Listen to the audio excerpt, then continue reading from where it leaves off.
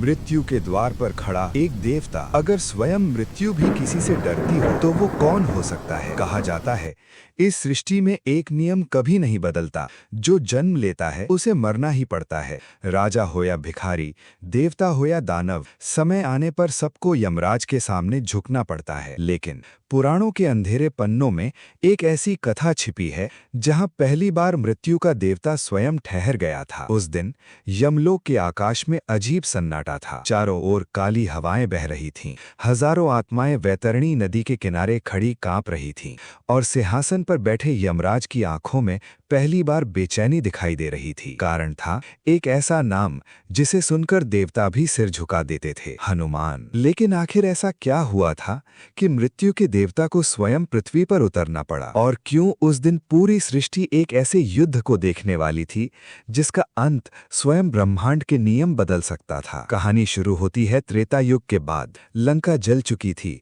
रावण मर चुका था, अयोध्या में श्री राम का राज्य स्थापित हो चुका था। लेकिन समय कभी नहीं रुकता। धीरे धीरे वर्षों ने सदियों का रूप ले लिया। धरती बदलने लगी, राज्य बदले, मनुष्य बदले, लेकिन एक चीज नहीं बदली, हनुमान की भक्ति। कहा जाता है जहां कहीं भी राम का नाम लिया जाता था वहां किसी अदृश्य छाया की तरह हनुमान उपस्थित हो जाते थे। वो अमर थे, अजर थे और सबसे बड़ी बात, उन पर मृत्यु का कोई अधिकार नहीं था। यही कारण था कि देवताओं के बीच हमेशा एक प्रश्न उठता था कि अगर कभी संसार का संतुलन बिगड़ जाए तो क्या होगा। क्योंकि इस ब्रह्मांड का सबसे बड़ा नियम था हर शक्ति का अंत निश्चित है। लेकिन हनुमान उस नियम से परे थे। एक रात यमलोक के द्वार पर अचानक तेज प्रकाश प्रकट हुआ। एक घायल यमदूत कांपता हुआ दरबार में गिर पड़ा। उसके शरीर पर गहरे जलने के निशान थे। यमराज की भारी आवाज गूंजी, किसने किया ये? यमदूत की सांसें टूट रही थी। उसने डर से कांपते हुए कहा, प्रभु, हमने एक वृद्ध ऋषि की आत्मा लेने का प्रयास किया था, लेकिन वहां कौन था? कुछ पल के मौन के बाद यमदूत की आवाज निकली, हनुमान। पूरा दरबार शांत हो गया, क्योंकि ये पहली बार नहीं था। कई वर्षों से एक अजीब बात हो रही थी। जहां कहीं कोई सच्चा राम भक्त अंतिम सांस लेता, वहां अचानक कोई अदृश्य शक्ति यमदूतों को रोक देती। कभी तूफान आ जाता, कभी अग्नि की दीवार खड़ी हो जाती और कभी स्वयं एक विशाल वानर की छाया दिखाई देती। यमदूत समझ चुके थे हनुमान अपने भक्तों की रक्षा कर रहे थे। लेकिन समस्या सिर्फ इतनी नहीं थी। धीरे धीरे पृथ्वी पर आत्माओं का संतुलन बिगड़ने लगा था। जिन आत्माओं को यमलोक पहुंचना चाहिए था वे रुक रही थीं, और जब मृत्यु रुकती है तो सृष्टि का चक्र टूटने लगता है। यमराज जानते थे अगर ये चलता रहा तो संसार विनाश की ओर बढ़ जाएगा। लेकिन दूसरी ओर वो ये भी जानते थे कि हनुमान कोई साधारण शक्ति नहीं थे। वो स्वयं भगवान शिव के अंश थे। उनके शक्ति का अनुमान देवता भी नहीं लगा सकते थे। इसीलिए यमराज ने पहले युद्ध नहीं, संवाद का रास्ता चुना। अगली रात आकाश में काले बादल उमड़ने लगे, धरती कांप उठी, जंगलों के पशु भय से छिप गए और फिर एक विशाल काला रथ आकाश को चीरता हुआ पृथ्वी पर उतरा। रथ के पहियों से अग्नि निकल रही थी। हाथ में काल दंड लिए लाल आंखों वाले यमराज स्वयं धरती पर आ चुके थे। उनके सामने था एक शांत वन, वन के बीच एक प्राचीन मंदिर और मंदिर के अंदर दीपक की हल्की लौ के सामने बैठा था एक विशाल वानर। उसकी आंखें बंद थीं, होठों पर सिर्फ एक नाम था, राम। पूरा वातावरण उस नाम से गूंज रहा था। यमराज कुछ पल उसे देखते रहे, फिर पहली बार उनकी आवाज गूंजी, हनुमान। जंगल की हवाएं अचानक थम गईं। धीरे धीरे हनुमान ने अपनी आंखें खोली। उनकी आंखों में क्रोध नहीं था, सिर्फ शांति थी। लेकिन उसी शांति के भीतर ऐसी शक्ति छिपी थी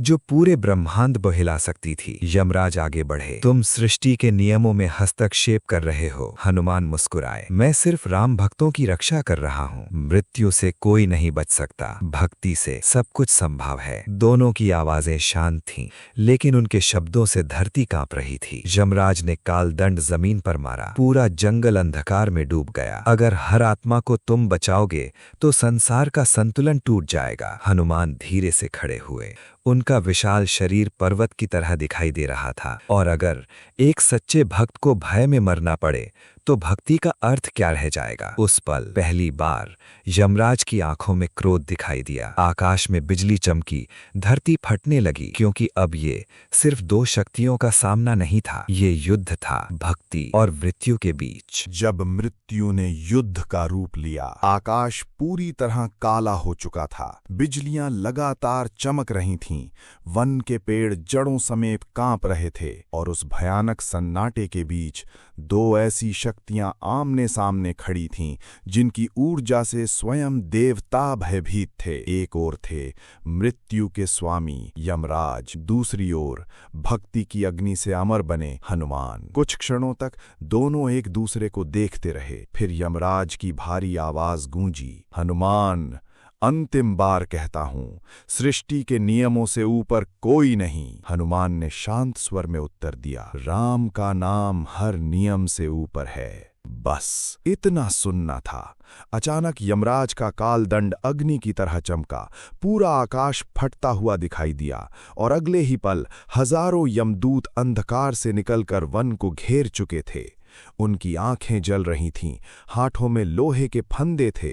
धरती पर उनके कदम पड़ते ही पेड़ सूखने लगे, लेकिन मंदिर के भीतर हनुमान अब भी शांत खड़े थे। उन्होंने धीरे से अपनी गदा उठाई और उसी पल पूरे जंगल में ऐसी गर्जना गूंजी कि पहाड़ टूटने लगे। जय श्री राम! उस एक आवाज ने हवा का रुख बदल दिया। यमदूत पीछे हटने लगे, उनके हाथ कांप रहे थे, क्योंकि वो सिर्फ एक नाम नहीं था, वो शक्ति थी, वो अग्नि थी जो भय को भी जला सकती थी। लेकिन यमराज पीछे नहीं हटे। उन्होंने अपना हाथ उठाया और अचानक आकाश से काली जंजीरें उतरने लगीं। वो थीं कालपाश, एक ऐसा अस्त्र जिससे आज तक कोई नहीं बच पाया था। देवता, दानव, राजा सब उसी पाश में बंधकर यमलोक पहुंचे थे। काली जंजीरें सांपों की तरह हवा में लहराती हुई सीधे हनुमान की ओर बढ़ीं, लेकिन हनुमान ने आंखें बंद कर लीं। उनके होठों से फिर वही नाम निकला, राम। अचानक उनके शरीर से तेज प्रकाश फूट पड़ा। कालपाश जैसे ही उस प्रकाश से टकराया, वो जलने लगा। यमराज की आंखें फैल गईं, क्योंकि ये असंभव था। कालपाश को कोई नष्ट नहीं कर सकता था। लेकिन सामने खड़े हनुमान सिर्फ शक्ति से नहीं लड़ रहे थे, उनकी ताकत का स्रोत कुछ और था, भक्ति। उसी क्षण स्वर्गलोक में हलचल मच गई। देवता आकाश से ये दृश्य देख रहे थे। इंद्र के चेहरे पर चिंता थी, वरुण मौन थे और ब्रह्मा की आंखों में गहरी गंभीरता, क्योंकि अगर ये युद्ध बढ़ता तो उसका प्रभाव तीनों लोकों पर पड़ता। तभी अचानक एक भयानक कंपन पूरे ब्रह्मांड में फैल गया। यमराज ने अपना वास्तविक रूप धारण कर लिया था। उनका शरीर पर्वत जितना विशाल हो गया, आंखों से अग्नि निकल रही थी और उनके पीछे करोड़ों आत्माओं की चीखें गूंज रही थीं। धरती टूटने लगी, नदियां उल्टी बहने लगीं, लेकिन हनुमान स्थिर खड़े रहे। उन्होंने धीरे धीरे अपना आकार बढ़ाना शुरू किया। कुछ ही क्षणों में उनका स्वरूप आकाश को छूने लगा। उनकी पूंछ पर्वतों के चारों ओर घूम रही थी। शरीर से निकलती अग्नि ने अंधकार को पीछे धकेल दिया।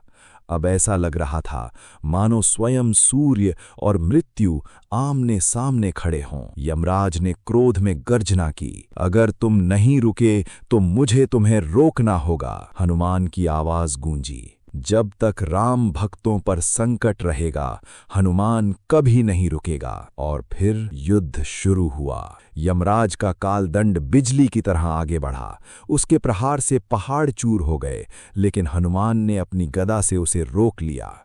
टक्कर इतनी भयानक थी कि पूरा आकाश फट गया। स्वर्गलोक में देवता गिर पड़े, समुद्रों में तूफान उठने लगे, धरती पर मनुष्य भय से आसमान देखने लगे। एक प्रहार, फिर दूसरा, फिर तीसरा, हर टक्कर के साथ ब्रह्मांड कांप रहा था। लेकिन सबसे भयावह बात ये थी, दोनों में से कोई भी कमजोर नहीं पड़ रहा था।